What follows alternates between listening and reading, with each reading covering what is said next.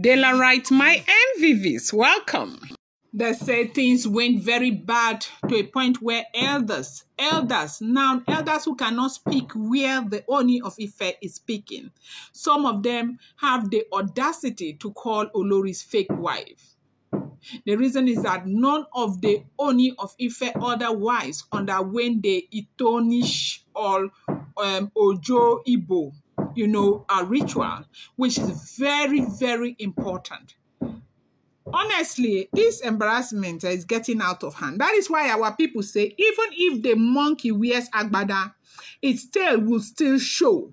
No matter how they cover the lie, the truth about, the Fæke registry will come out. And that is what these people do not know. No matter what happens. They said the palace is not finding it funny. The elders are not finding it funny. It is so bad that these things are happening, that the kind of things that are happening in the palace are things that used to happen during the war. That right now, it is not by war or external threat, but by a growing spiritual crisis that threatens the sanctity of the throne itself. In a powerful and uncompromising declaration, the Revered Council of Elders, spiritual custodian of Yoruba tradition and protectors of the sacred Oduduwa throne, have announced that none of the Onis, current, Oloris, except Queen Naomi, underwent the two most important, critical, and divinely ordained ritual of royal marriage. The one they call the Itonishe. I don't know. Let me spell it, okay? It is spelled, Itonishe, okay? And the second ritual, Oju-Ibo, I talked about it before. Okay, they said this is what is annoying them so much. Now, to understand the full magnitude of this scandal, one must first grasp the spiritual weight, ancestral depth, and the cosmic responsibility that comes with becoming an Olori in the Ife kingdom. Being married to the Ooni of Ife is not, the same as being married to an ordinary king or ruler. The Ooni of Ife is not just a traditional monarch. He is the spiritual leader of all Yoruba people, the direct custodian of the Oduduwa legacy, and in many ways, a living deity chosen to bridge the visible wall with the unseen realm of the ancestors and orishas. Therefore, becoming his wife is not just a romantic union, it is a sacred alignment between the mortal and divine, and this divine access can only be granted through specific age-old, right, especially the Itonishe and Oju-Ibo right. This is what we are hearing that is going on in the palace of the Ooni of Ife, and this is something that has become so troubling to the elders, so troubling to everyone. What is going on in the palace right now? Now, you do know that sometimes I used to say that anybody that the gods want to buy, that person will make the person craze first.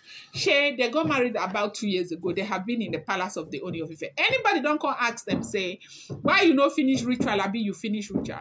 Nobody asked them because it wasn't that important to the Ooni of Ife. But right now, they go touch Naomi. The Bible says, touch not my anointed and do my prophet no harm. Because when you touch the anointed of God, God go, breeze go open, your nyash go open. Keep why. Now, what did they happen so? And this one, I think this one will teach them the last lesson that Naomi is not to be, played with. Naomi is not to be touched. When you touch Naomi, the one way go follow you, they pass Naomi on. Yeah, because they have been there. Who was disturbing them? Nobody was disturbing them. None of us heard about any ritual. Nobody talked about any ritual. They all be saying, may they just stay. When they stay, anytime where they won't go, they feel go. Okay? But right now, see what is happening. So this Itonishe is the most sacred purification ritual that a woman must undergo before she can, ever be considered an Olori of the Oni. This ritual is not made symbolism. It is spiritual surgery. It cleanses the woman of all prior, spiritual covenants and, soul ties, generational burdens, and past allegiance, okay, that could conflict with her new role as a spiritual extension of the Oni's divine mission, okay? Now, the process of Itonishe is supervised by high-ranking prophetesses, yes, and priests who consult the Ifa oracle to determine the exact step and offering required for each individual woman. It is a deeply personal process because no two women come into the palace with the same spiritual background or ancestral baggage, okay? Now, during this ritual, the women or the woman is secluded for this. She is stripped of all worldly adornment, like, these earrings, all of these things, cleansed with consecrated herbs, bathed in sacred waters from the Osun and Yamoja River, okay, and made to undergo ritual fasting. She is then taught the code of spiritual conduct, what to eat, what to wear, how to speak, how to dream, and most importantly, how to spiritually protect the throne. The oracle is consulted at each stage to confirm whether the spirit world has accepted her as worthy. Until this is done, she is considered a stranger in the palace, no matter how beautiful, intelligent, or publicly adorned she may be. Without Itonishe, and Olori carries unknown spiritual, pollution that can defile not just the palace, but the entire, kingdom. Yes, so this is what they are saying. Okay. Now imagine this. None of the current Oloris, apart from Queen Naomi, has ever gone through this. Not even the beginning. They came into the palace as socialites, influencers, or businesswomen, believing the title Olori was merely, ceremonial, an ancestry of love and public admiration. But in the spiritual realm, their presence is a violation. It is akin to entering the Holy of Holies without being purified. A grave disrespect to the oracles and ancestors who have safeguarded the throne for centuries. According to the elders, this alone is enough to invite chaos, barrenness, and unseen attack to the palace of the Ooni of Ife. This is what they are saying. And that is why they are doing, we know they agree that they will not allow this to just, pass them by, that these Oloris need to do what they need to do. But most importantly, right now, they are not saying they need to go through the rituals. So nobody is talking about that one. What they are talking about, how will our name enter the register?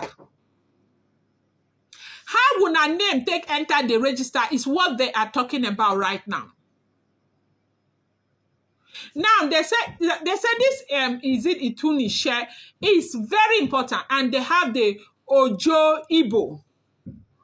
Again, they said this ritual is the official spiritual marriage ceremony where the bride is presented to the gods and the ancestors as the new Olori of the land. Okay, it is not a public wedding party or a media field announcement. It is a sacred rite that involves the unveiling of the bride soul before the throne of Oduduwa. It is, during Oju-Ibo. Oju-Ibo is spelled O-J-U, okay? Then Ibo is spelled I-B-O. That the woman's spirit is married to the destiny of the Oni. This ritual is also where she, received her new spiritual name, her divine assignment within the palace, and her access to the spiritual protection of the royal household.